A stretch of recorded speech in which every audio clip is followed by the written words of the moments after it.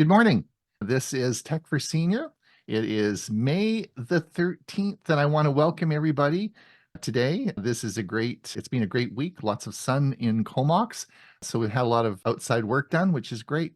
Today we have a really big show for you, and I think you'll really enjoy it. Again, we do appreciate you being here and joining us and coming to support the videos that, of course, we make. For those of you who got our Saturday newsletter, you will understand today we're going to talk a lot about phone technology, cellular technology, the history of it, and where we're going with 5G today.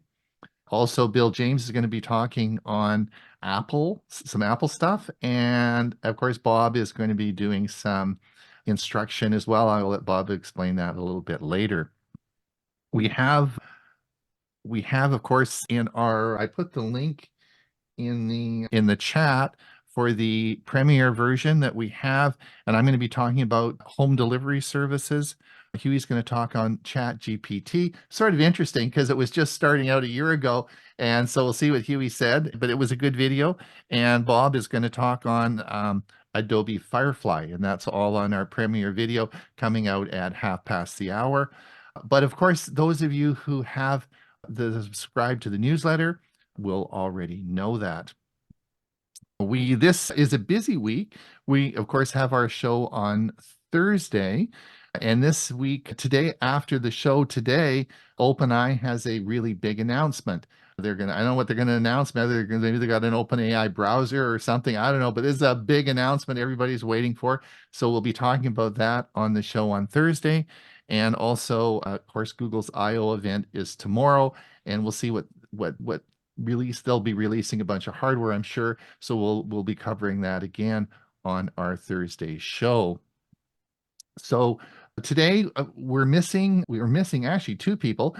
Ray Baxter had a personal emergency that he had to attend to, so he won't be here, but I have all his outro and everything ready to play. And of course, Chris and Jim Gould are off scuba diving, underwater photography, and they're having a great time. So I put in the chat, and I'll do it again through the show, the link to their Google Photos album. If you want to follow along their drinking of Mai Tais and enjoying underwater photography, please just click the link and it'll take you right there. And as they add pictures into the album, you'll be able to see it. Now, they're going to talk about some of their experiences doing underwater photography next week, so it should be lots of fun, and we'll see what they have to say. Huey, of course, had a great show yesterday, and he talked about a software program called Belarc, Belarc. He's going to do a little video about that coming up, but I'm surprised everyone knows about it but me. I didn't know anything about it, but anyway, it's a great software. He's going to come up and talk a little bit about that. Huey, you had a good show yesterday. Yes, it was great, and it was the starting point of my coffee fund. I'm trying to, as everyone knows, I'm having extreme issues with my computer, and so it's time for a new one, and I need help getting it. So I've started a coffee fund. You can fill it out if you want to contribute at huey.net. It's right on the front page. And hopefully within a couple of weeks, I'll be able to buy a new computer and get back in the ball game, because I have to use this very limited laptop that I'm on now. So, all right. Bob, how are you doing? What's anything new with you? No, just busy making videos. I know. You guys, you're doing a great job. We look forward to. Sorry, I couldn't play them all today, but we'll be doing that for sure. If you played them all today, we'd have to have a 2-hour show, and it would only be my show. I know. And Bill James, it's nice that you avoided all the tornadoes. Yes, probably getting away the gear for another one this week, but we'll just have to wait and see. Well, we look forward in a moment to getting fun facts you may not know about your Apple Mac. So that will be fun. Yeah, that'll be. Yeah, my second foray in pictory. So right? The video making is becoming contagious. All right. Hey, so that's good. That's good news. Maybe you'll be a future Bob. You'll just keep producing and No, producing. I don't think so. Bob has me outgunned on that. Yeah, I don't think anyone's going to catch up to Bob. Speaking of Bob, Right. are you ready to roll?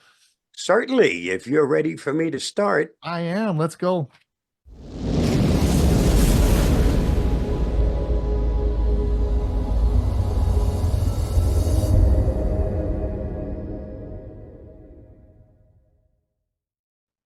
Here is my security news roundup for the week ending May 10th, 2024. Is this the end of Google as we know it? After a 5-month courtroom battle, the biggest antitrust case the courts have seen in a quarter of a century between the U.S. Justice Department and Google, will close this week. Both sides will conclude with closing arguments on whether Google is using its dominance and power to prevent fair competition and stifle innovation. One of the key arguments the opposition is making against Google is about its default search engine contracts. Google claims that Google is so successful simply because it has engineered the best technology and doesn't need to engage in sinister tactics. If the judge finds Google guilty, it's thought he may dilute Google's market dominance by imposing high fines or demanding a company restructure. Read more at AIToolReport.com. Bill Gates never left.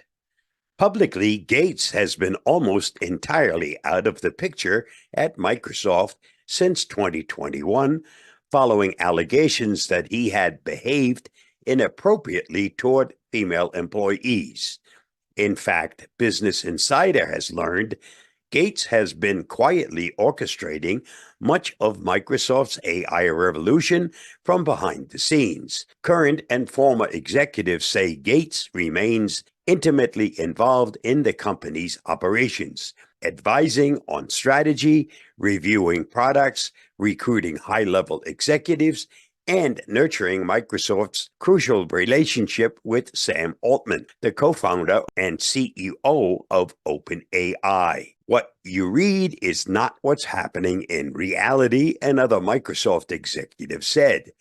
Satya and the entire senior leadership team lean on Gates very significantly. His opinion is sought every time we make a major change. Read more at businessinsider.com. Microsoft's Nadella tells staff to make cybersecurity top priority. Facing harsh criticism for failing to contain several major cyber attacks, Microsoft's Corp Chief Executive Officer Satya Nadella sent a blunt message to his staff Friday, urging them to make cybersecurity a top priority. If you're faced with a trade-off between security and another priority, your answer is clear. Do security, Nadella wrote in a company-wide memo. In some cases, this will mean prioritizing security above other things we do, such as releasing new features or providing ongoing support for legacy systems. Nadella's memo came as Microsoft announced a series of new anti-hacking initiatives that include basing a portion of a senior leader's compensation on meeting cybersecurity milestones and adding cyber chiefs to its product groups. Read more at finance.yahoo.com. Microsoft uncovers a security flaw impacting Android apps with billions of combined downloads. Microsoft has brought to light a critical security loophole potentially affecting countless Android applications. Dubbed Dirty Stream, this vulnerability presents a serious threat that could grant someone the ability to take control of apps and steal valuable user information. The heart of the Dirty Stream vulnerability lies in the potential for malicious Android apps to manipulate and abuse Android's content provider system. By exploiting the Dirty Stream flaw, an attacker could trick a vulnerable app into overwriting critical files with its private storage space. To stay safe, keep your device updated and only download from the App Store. Read more at androidauthority.com. New cuckoo persistent Mac OS spyware targeting Intel and ARM Macs. Cybersecurity researchers have discovered a new information stealer targeting Apple Mac OS systems that's designed to set up persistence on the infected host and act as a spyware. Dubbed Cuckoo by Kanji, the malware is a universal match-O binary that's capable of running on both Intel and ARM-based Macs. The exact distribution vector is currently unclear, although there are indications that the binary is hosted on sites that claim to offer free and paid versions of applications dedicated to ripping music from streaming services and converting it into an MP3 format. The disk image file downloaded from the websites is responsible for spawning a bash shell to gather host information and ensuring that the compromised machine is not located in Armenia, Belarus, Kazakhstan, Russia, Ukraine. The malicious binary is executed only if the local check is successful. Read more at thehackernews.com. Google simplifies two-factor authentication setup. It's more important than ever. Google on Monday announced that it's simplifying the process of enabling two-factor authentication for users with personal and workspace accounts. Also called two-step verification, it aims to add an extra layer of security to users' accounts to prevent takeover attacks in case the passwords are stolen.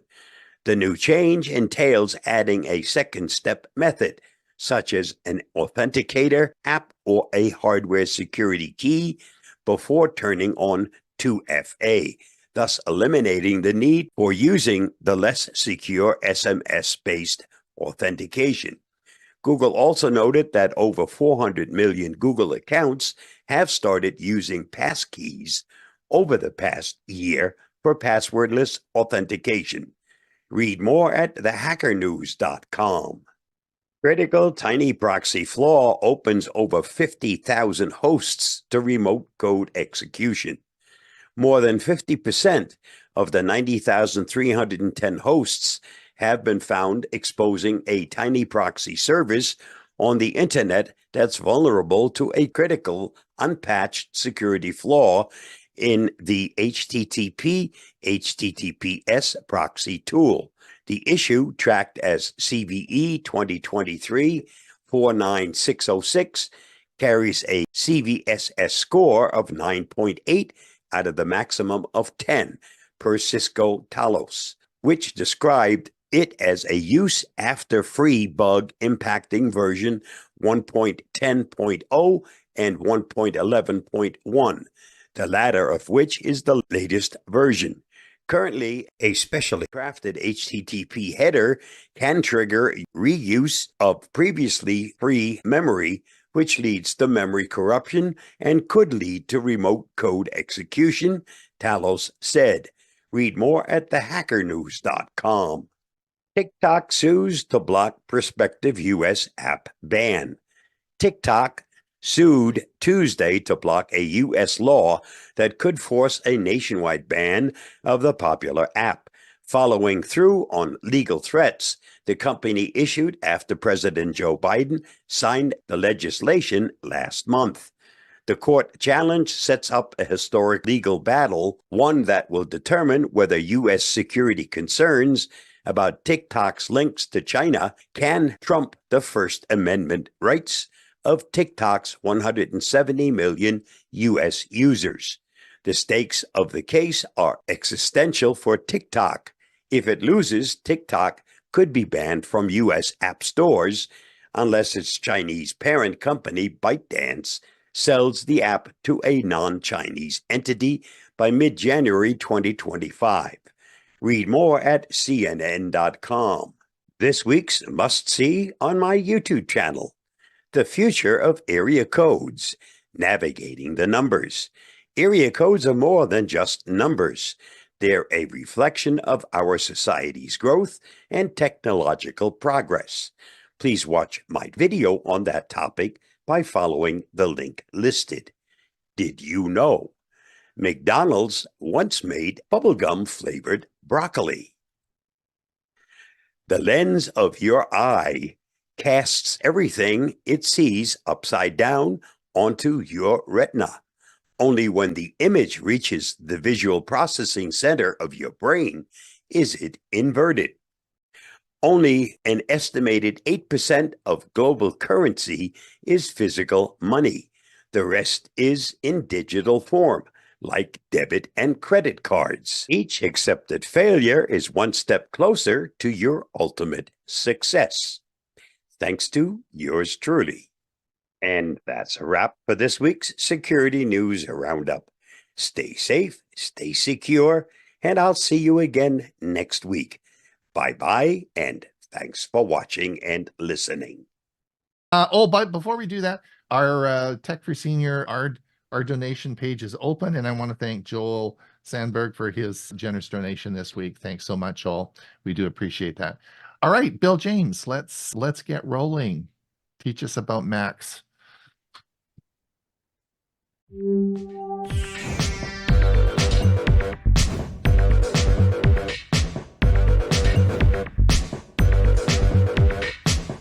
Fun facts you may not know about your Apple Mac. Hi, I'm Bill James with Tech for Seniors. With so many people tapping away on their computers these days, it's sometimes fun to take a look behind the scenes at our favorite devices, such as the Apple Mac. While the Mac seems like a modern piece of kit, it's actually been around in one form or another for about 50 years. Apple began selling home computers in the mid-1970s, only a few years after the moon landing. Of course, things didn't remain static. Apple grew into the worldwide brand that we know and love today, and has improved its products over time. However, despite their long history, many users still don't know all the little details about their devices.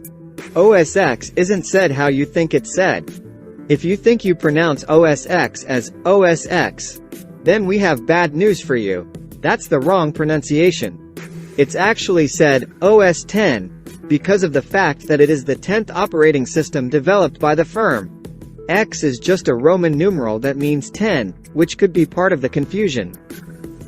Before OS X, Mac had OS versions running from 1 to 9, so the fact that OS X would be called OS X actually makes a lot of sense. It just doesn't look very good when written down. If you're still not convinced, you can actually get your Mac to say OS X aloud in the terminal app.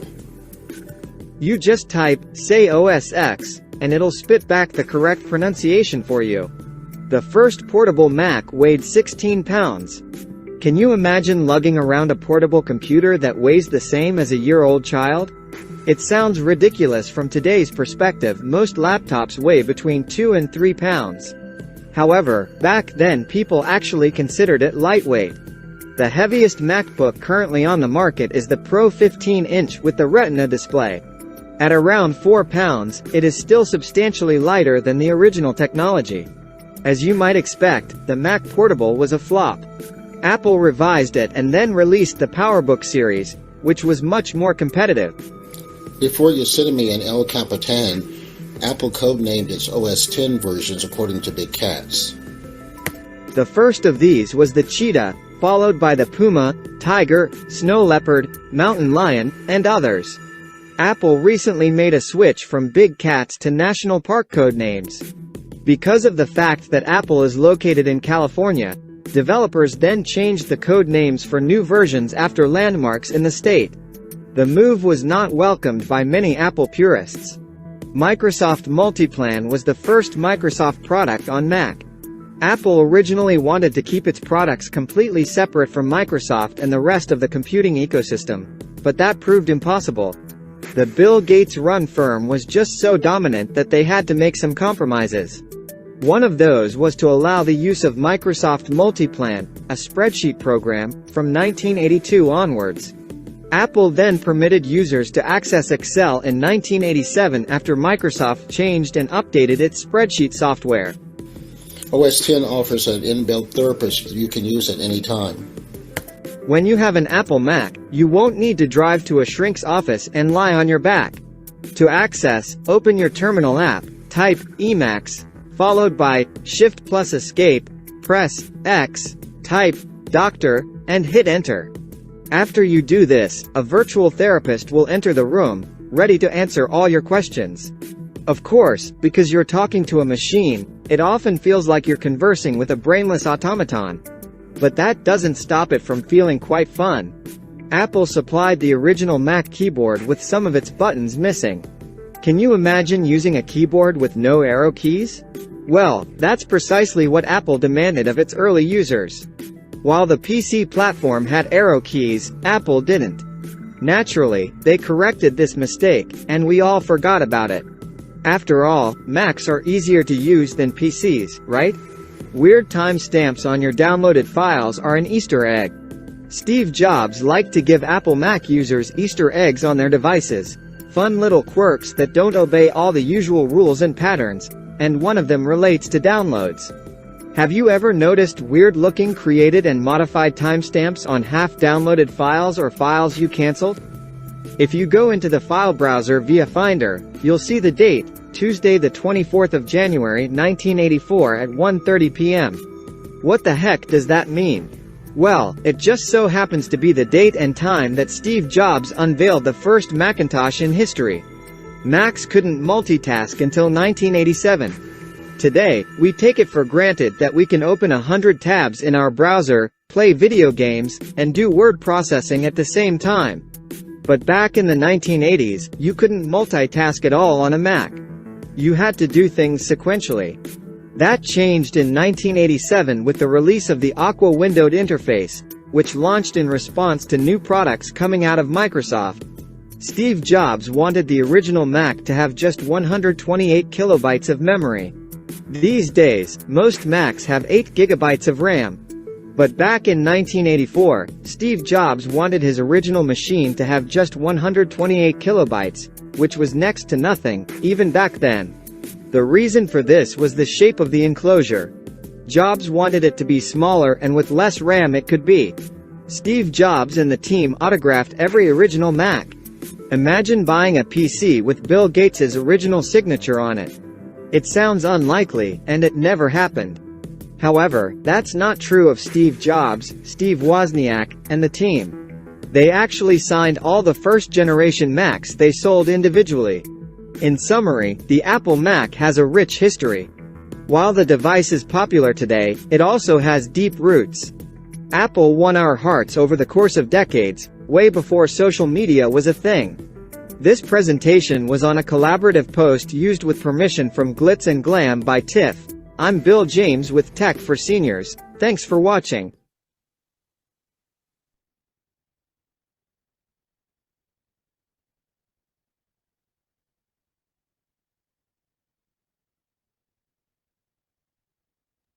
Well, you're getting better, Bill. That's pretty good. I see a lot of fun making that. That's good. Yep, excellent. All right, we're going to move on quickly. I have a video now, and this is really about 5G technology. I spent a lot of time in early development when 5G was just happening, of doing a lot of lectures on this subject. So I've sort of pulled in some of my old slides and created this video now, which I think you'll find interesting.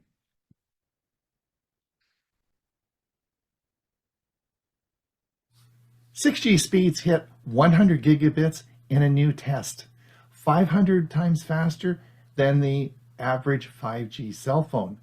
Scientists in Japan have successfully transferred data at speeds of 100 gigabit per second using high-frequency wavelength bands over a distance of 330 feet for the first time, reported on April 24th, 2024.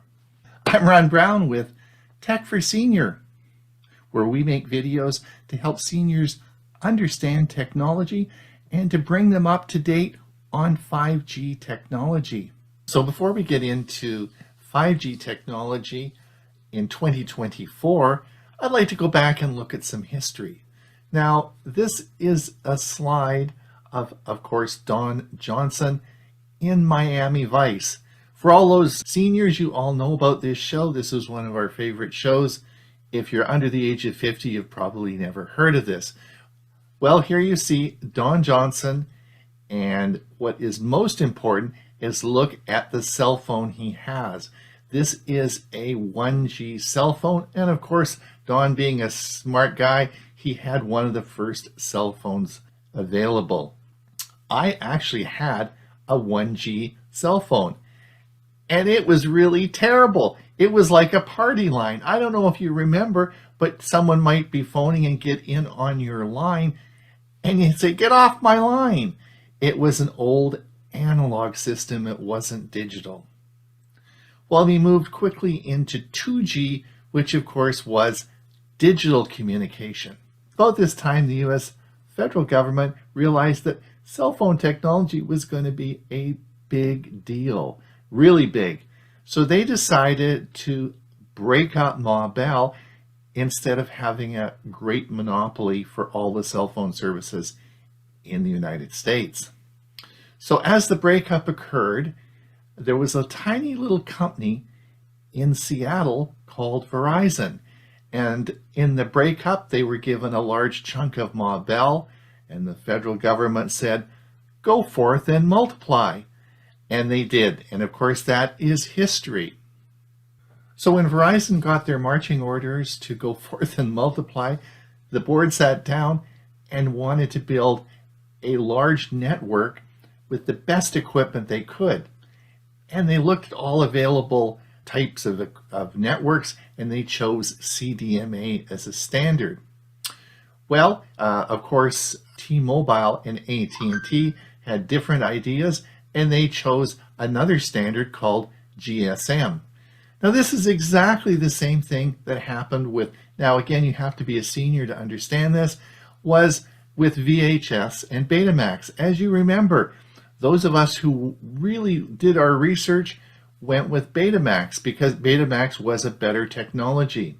Well, what happened? Well, the world went with VHS and Betamax went away. Well, similar thing happened with the CDMA and GSM. The rest of the world went with the GSM standard. So in the United States, while we had these 3G networks, we had two standards. We have, of course, the CDMA system, and we had the GSM. Well, that's why, of course, the Verizon phones wouldn't work on the T-Mobile service, and T-Mobile wouldn't work on the Verizon service. And of course, they kept giving us free phones to keep on those services. So it was a bit of a crazy system for a while.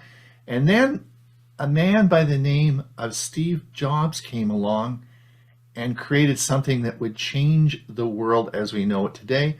And that, of course, was the iPhone.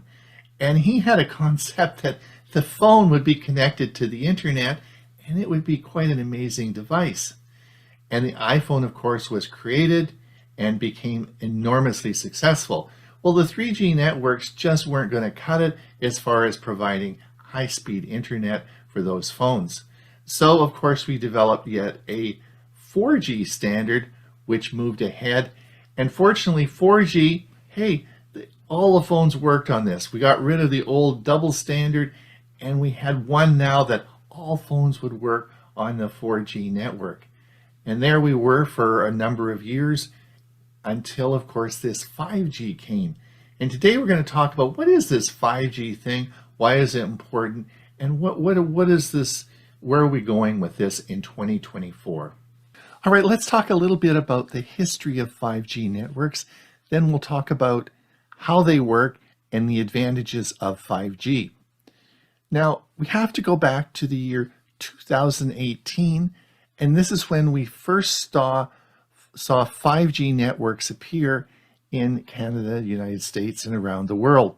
And this was led by a company who is by far the leader in this technology called Huawei. And they were by far way ahead of everybody else in the development of this, which of course was a Chinese company. And it meant that China was very well developed in their 5G network long before Canada, the United States, Britain, so on and so forth, had their networks up and running. So in 2018, we started to see very early signs that we were going to be switching from 4G to 5G, and some of the cellular companies started to implement these changes. Now, the problem arose with the Five Eyes countries. This would be, of course, Great Britain, Canada, the United States, New Zealand, and Australia. The concern was, of course, if they were going to put your national network and spent hundreds of billions of dollars building this, and it was all controlled by Huawei, would this pose a security risk?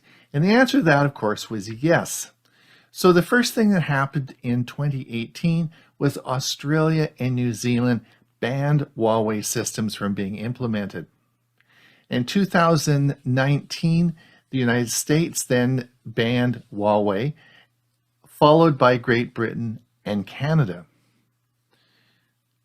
This was very significant because that meant that companies that had actually started to implement in 2018 some of these very expensive networks had to actually, in the United States and Canada, take them out. So this became very costly. And the other big technical problem was Huawei was so advanced from all the other companies making this type of equipment, it would take a number of years for the other companies to catch up. So that led to a big delay in the implementation of 5G networks in the Five Eyes countries. So today we see the well-developed 5G networks in China, Southeast Asia, and India. These are the powerhouses of manufacturing and new developments. And they, of course, all use Huawei equipment. So yes, it is taking the Five Eyes countries a little while to catch up and to wait for companies like Nokia and other 5G manufacturers to develop the technology that Huawei has. And you'll see how this becomes apparent when we go over how 5G works. So let me talk a little bit about the advantages and why we need 5G. All right, let's focus on 5G. Now, we all know that, of course, 5G is faster than 4G. But how much faster is it? Well, let's look at this diagram here, and you'll see if we took a 2-hour movie called Guardians of the Galaxy, and we downloaded that on a 3G network, it would take 26 hours. If we did that on a 4G network, it would take 6 minutes. And if we did it on a 5G network, it would take 3.6 seconds. Boy, I wonder, that's going at 10 gigabits per second download. I wonder how that 6G network we discussed earlier at 100 gigabits per second, I bet you it'd be a fraction of a second. So you're probably wondering, why do we need such speed? I mean, we can't download our email any faster, right? So why is speed important? And speed is important because of low latency. In this diagram, you'll see pictures of autonomous driving cars. And you'll see, of course, they have a perimeter sensor around the outside so that they can stay in the lane and stay safe. Well, the ability to control those cars is so important that you have a rapid 5G network with low latency. You can't sort of be thinking about stepping on the brakes before it actually happens. Or let's look at healthcare. As doctors do remote surgery, this is a neurosurgeon doing neurosurgery with haptic technology. Again, requiring a very, very low latency before he makes that critical scalpel cut. And then, of course, there's manufacturing. This is the big one. Manufacturing really depends on low latency. As they tool up their factories and they run the automated processes, a low latency speed is extremely important. But let's look at this article. It was out this morning in the newspaper. This is a Washington College football team who relies on 5G technology, the Bisons. They come from a university where a lot of the students are hearing impaired, and they use technology in their helmets to get the clues from the coach. Yes, 5G is making them very successful. So not only does it have implications on what we discussed before, but big implications for sports as well. So whether it's in the automobile industry, healthcare, manufacturing, or sports, 5G technology gives everyone a competitive edge.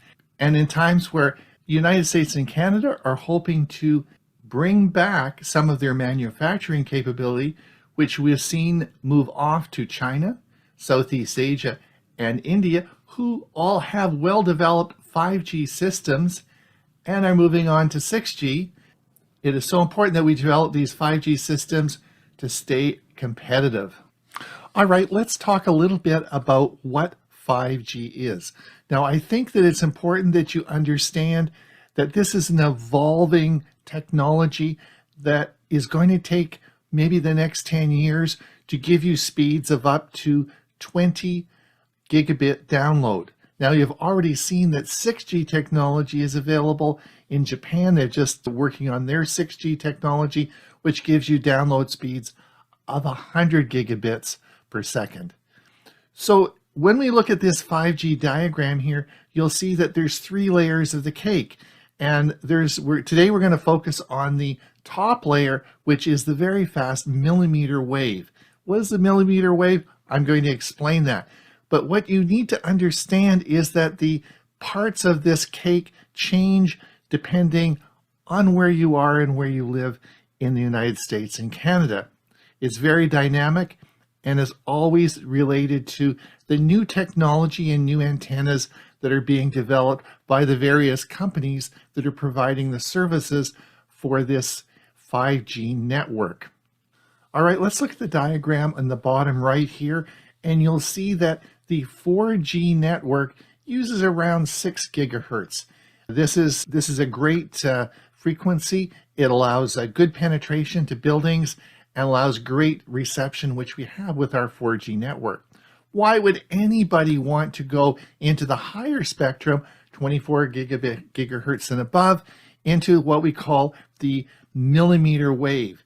These are terrible wavelengths because, of course, they are very fast, but they don't go very far and they don't penetrate buildings. And the rain and the fog all affects them. But the higher frequency means that there's lots of these around and we can create these lots of them and they go very fast. So in the past, we've never wanted to use these higher frequencies for communication because of the unreliability nature of them. But I'm going to show you how that all changed, and this is where we get the 5G technology from. Because this is really an issue of we've got to make what we have better. We can't create any more radio frequencies. We have to take the ones we have and make better use of them. So let's see how we can do this.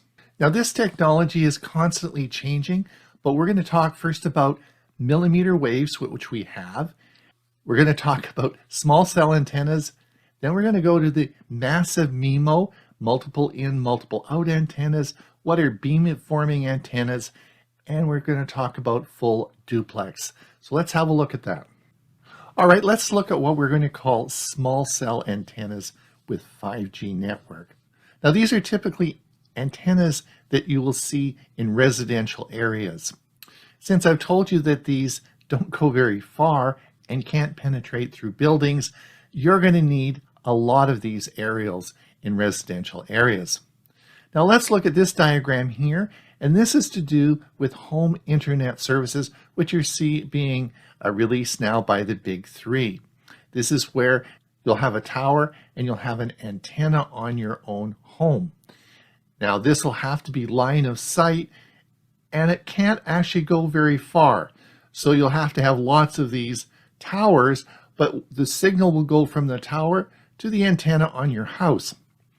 Then there'll be a cable that will take you to a modem in your house, and then of course it will connect to a router and Wi-Fi and however you want to distribute it. But that's how you're going to get this to your house from the tower.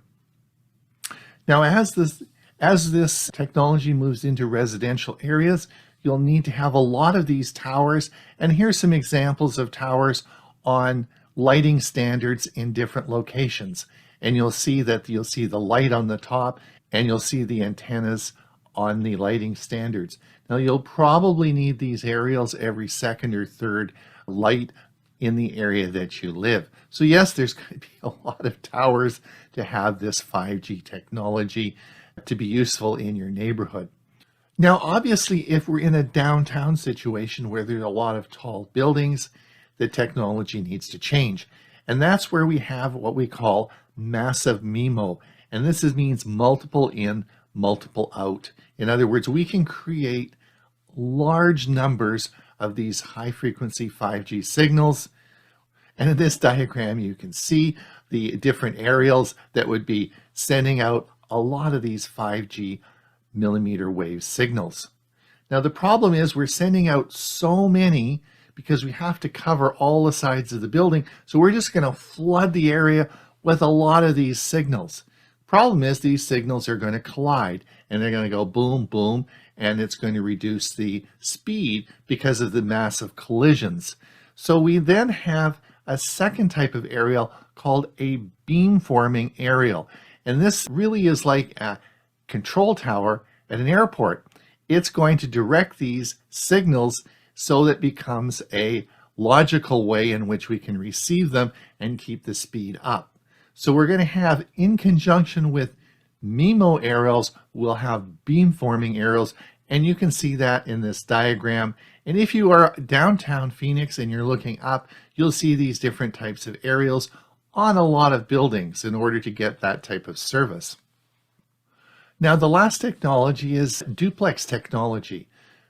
Now, if you have the old walkie-talkies we used to have as kids, you can remember if I was broadcasting when you were broadcasting and we pushed the transmission button at the same time, it would go squeak, squawk, squawk, and it wouldn't work because we both know that we have to say over, and then you can broadcast, then I can broadcast. So you can't actually run a signal in different directions on the same frequency. One person can broadcast or the other person can broadcast. Now you're going to say, well, Ron, how do cell phones work? That isn't the problem. We don't have to say over on cell phones. That's because we have different channels on cell phones. In fact, when we're talking on a cell phone, there's a receiving channel and a sending channel. So we're using different frequencies. So we have two frequencies every time we're talking on a cell phone. Well, that of course uses up a lot of the frequencies available. Wouldn't it be nice if we could actually have a sending and receiving frequency on the same track? Well, in this diagram, you'll see, of course, there's, as the old system, two trains going on the same track, on different tracks, and that's how we make it work. With what the engineers have figured out with duplex is that we can now send and receive on the same frequency, which is really quite incredible. And this will allow, again, double the number of transmissions that we can make and make this thing even faster. So these are the technologies that we have today to make this 5G system work. But as I speak, I'm sure there's more and more of these types of technology being developed, which will all be added to make these systems better so that we will be able to get up to about 20 gigabit download. So in summary, the 5G networks in Canada and the United States are composed of this type of graph you'll see here. This cake is a pictorial view of the different frequencies used to make up this network. Now, this will vary dynamically where you live, and I'll explain that in just a minute, but you'll see the broad 4G base, then we have the mid-range, and of course, the very high millimeter waves, which is a small group of geographical locations. So this will change. Now, why is this important? If you look at Arizona, Arizona is, of course, massive development going there with chip manufacturing and the new, of course, CHIP Act that has just been passed in the United States. So there's a lot of money pouring in. So you would think that they would have a very advanced 5G network to drive this system. So I sent our music director, Ray Baxter, out to do some testing for me. Now, it's very interesting. Ray lives in a very rural area in Pine, Arizona. He recently changed his cellular service to T-Mobile. And the reason he did that is because of this graph here. You'll see that he has his home connection is now just under 500 megabytes right to the cell tower. Now, Ray has already asked T-Mobile if they have a home internet service, and they don't, but it's coming. So Ray is checking regularly to see when the home internet service is going to be available. Now, when Ray was last in Phoenix about 3 weeks ago, he was at a Denny's downtown, and his T-Mobile connection on his Samsung flip phone was 1 gigabit down, as you see in this diagram. So yes, Arizona has put in place a very advanced 5G network so that it would support, of course, these new chip manufacturing plants. So in summary, I have a few final comments. The first comment is that there are roughly 1 million cell towers in the United States. Now, the average cost of upgrading a 4G tower to a 5G tower is about $1 million. So I want all you people who are good at math to multiply 1 million times 1 million and tell me how much money that is. And when you do that, you'll find out it is a lot of money. So where's the money going to come to build these advanced 5G networks? Well, the answer is you. You're going to be paying for it. But this is to your advantage right now. And I keep talking about this because the big three are desperate to get you to convert over to their 5G system. And the reason for that is they need some cash to pay for the ongoing development of these advanced 5G systems. And they're going to offer you great deals to get you to switch over to their 5G home internet. They're going to bundle this with your home phone if you have one, your cell phones, and also your internet. And I don't know what to raise T-Mobile price will be out, but Verizon is often offering this for around $50 a month. There are some great deals, and this is where the big savings is going to be in your telecommunication package. You should look for this because there are big savings in this area. Again, it may not be immediately available in your area, but this is rapidly changing, so you need to keep checking back and looking and reevaluating your system because there's some big money that you can save. All right, it's Ron Brown with Tech for Senior. Hopefully you've enjoyed this video on 5G technology. Till we see you again, have a great day and stay safe. Welcome to the quantum realm, where the rules of the game are, well, let's just say they're not your grandma's checkers. Quantum computing is like stepping into a sci-fi movie, except it's real, and it doesn't require popcorn, though popcorn never hurts. The quirky quantum basics. First off, quantum computing is all about qubits. Think of them as the chameleons of the computing world. Unlike regular bits that are as predictable as two-option menu 0 or 1, qubits can be in a superposition, which is a fancy way of saying they can be both at the same time. It's like if Schrödinger's cat learned to code. Potential applications. The quantum wish list. Quantum computing has a wish list that would make even Santa jealous. For starters, it could revolutionize cryptography, making your data as secure as Fort Knox. Then there's optimization, where quantum computers could solve puzzles faster than a toddler can dismantle your living room. And let's not forget about AI and machine learning. Quantum computing could boost their brains to Einstein levels. Challenges, quantum headaches, but it's not all quantum rainbows and butterflies. Building a practical quantum computer is tougher than convincing a cat to take a bath. Qubits are sensitive little things that get all flustered by noise and errors. And scaling them up, that's like trying to organize a party for cats. Hurting them is just the beginning. Quantum computing, the future or just hype? Well, it's a bit of both. It's like the hoverboard of the computing world. It sounds cool and we really want it to work, but we're not quite there yet. Researchers are on it though, working hard to turn this quantum dream into a reality. In conclusion, quantum computing is a wild ride through the laws of physics with the potential to change the world as we know it. It's got its challenges, but hey, what's a little quantum turbulence on the way to the future? Stay safe, stay secure, and keep your eyes peeled on your qubits twirling. Quantum computing is coming to a reality near you. I'll see you again soon. Bye-bye, and thanks for watching and listening. Well, thanks, Bob. I'm going to buy one. Where do I get it? You gotta wait a while. Darn it. All right.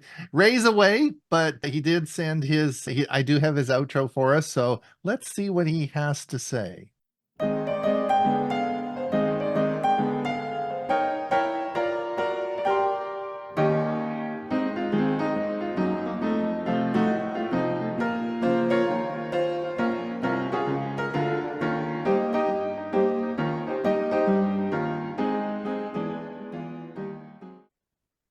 The Drifters. It's all in the name. In rock and roll history, if ever a vocal group gave definition to their name, it was the Drifters. They started way back in 1953 when Atlantic Records convinced Clyde McPhatter to leave the Dominoes and be the lead singer of this new group. Literally, the name Drifters was chosen when each member put their choice on a piece of paper that was dropped into, and the winner picked out of, a hat. McPhatter left the group in 1955 to pursue a solo career, and his departure started the revolving door of lead singers. This left the group's manager, George Treadwell, he was the husband of Sarah Vaughan, in charge, as he owned the rights to the name Drifters. Treadwell was notorious for paying the Drifters very low wages, thus the main reason why so many members would drift in and out. Pardon the pun. In 1958, Treadwell fired the existing Drifters and hired an unknown group that went by the name of the Five Crowns. Actually, in my record collection, I have a Five Crowns LP, whose lead singer was a young man by the name of Ben E. King. This was now the new Drifters, who were expected to almost immediately go out on tour and sing all the classic Drifters songs up to that point in time. In order to make this work, Atlantic hired Jerry Lieber and Mike Stoller, later to become a Grammy Award-winning songwriting and record production duo, to produce the new Drifters. It worked, with their initial chart hit, There Goes My Baby, which was the first rock and roll recording to include a string orchestra. Dance With Me, This Magic Moment, Under the Boardwalk, and Save the Last Dance for Me soon followed. Johnny Moore was the lead singer in 1964, and then Charlie Thomas took over the role a year later. Rudy Lewis also sang lead around the same time. By 1965, as members drifted out, they formed New Drifters Group. While some may have been able to trace roots back to the original group by this time, hardly any had original members. By the 1970s, in places like Las Vegas, you could find multiple Drifters groups performing at different clubs on the same night.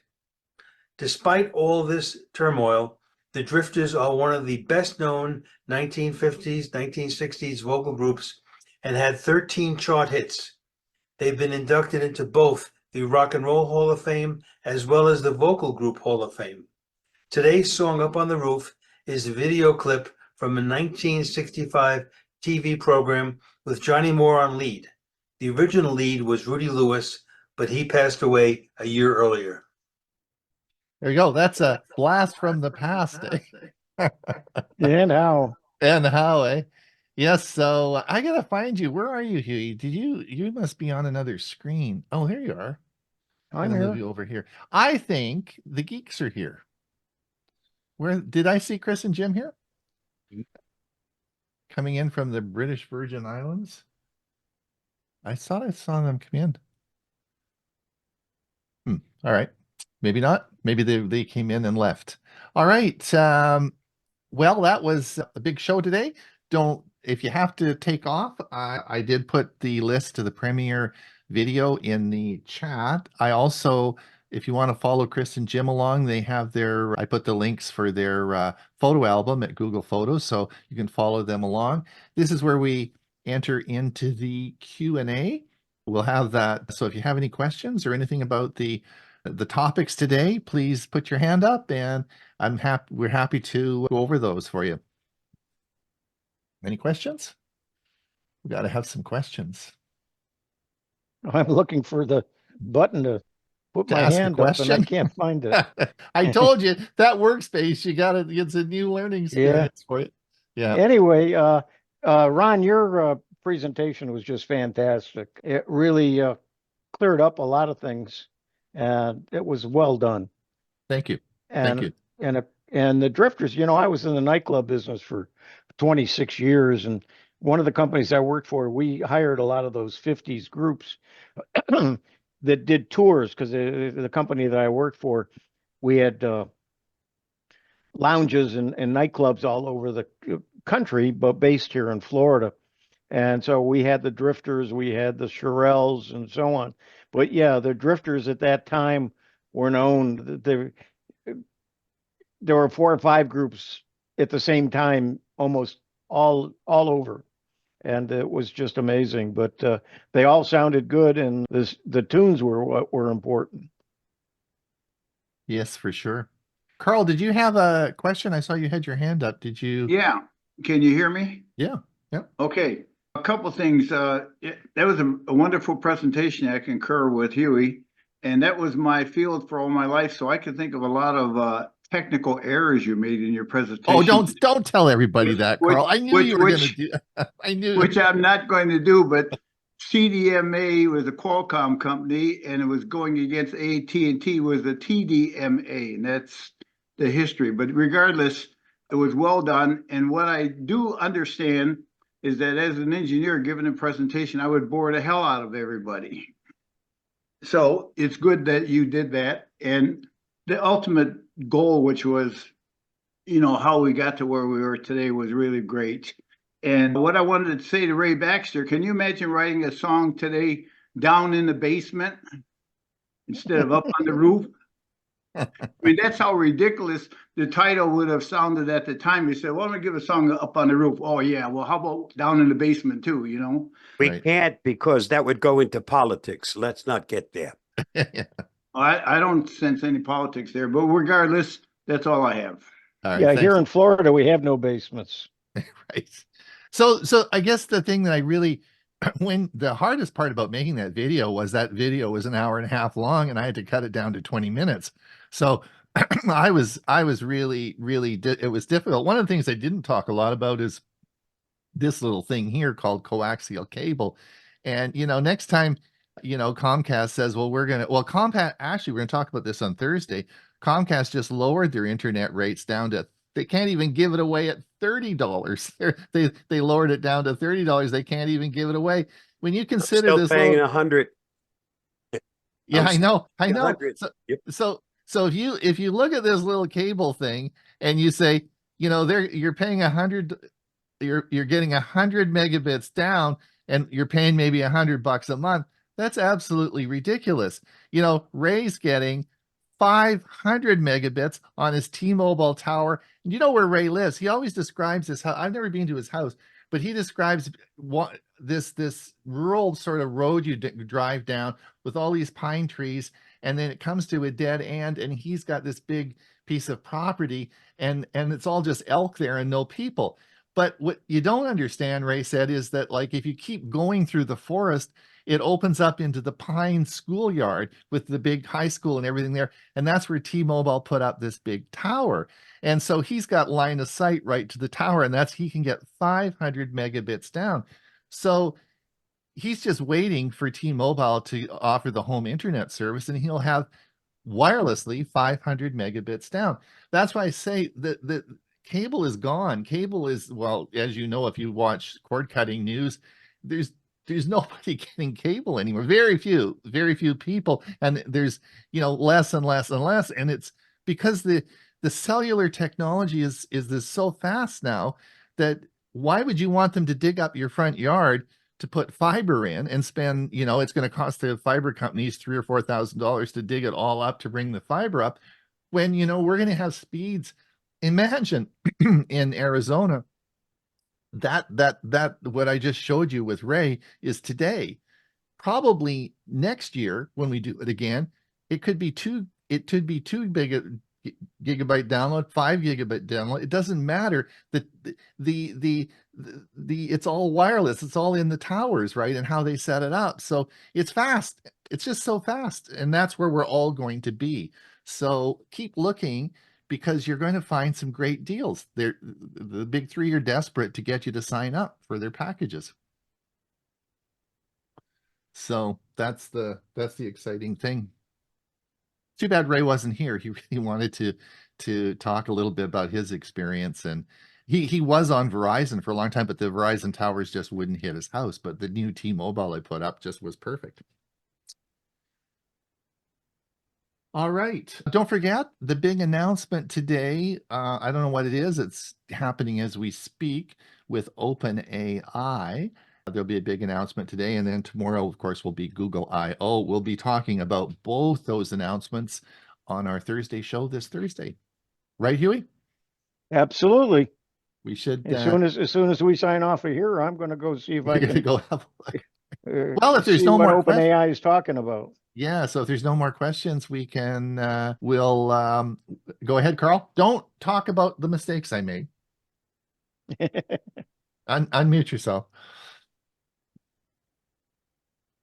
Unmute yourself. Carl, you're muted. There you go. All right. Okay. Hey, did you notice that Bill James caught my alert? I said Bill James sounded like an AI impersonator, and he said it was AI impersonator in his presentation. There you go. Murray. Yeah, where's the link to that AI thing that you talked about? Oh, what's going on? I don't know. It's I don't have the link. It's OpenAI has a big announcement. I'm sure if you typed in YouTube and just say OpenAI announcement, there'll be a link to the feed. But they're doing, as we speak now, they're doing their big OpenAI has this a big announcement, right? And I don't know what it is. Is it an OpenAI browser? Well, I don't know what the announcement is. I haven't seen it. So they've been playing. And I still haven't found the Geeks on Tour video, so I might have to wait till they get back. Yeah. Okay. All right. Thanks, Murray. Any other comments? Otherwise, we're going to say goodbye. We'll see you. Don't forget this Thursday. Come and visit us Thursday. And otherwise, we'll see you back same time, same place next Monday. Bye now.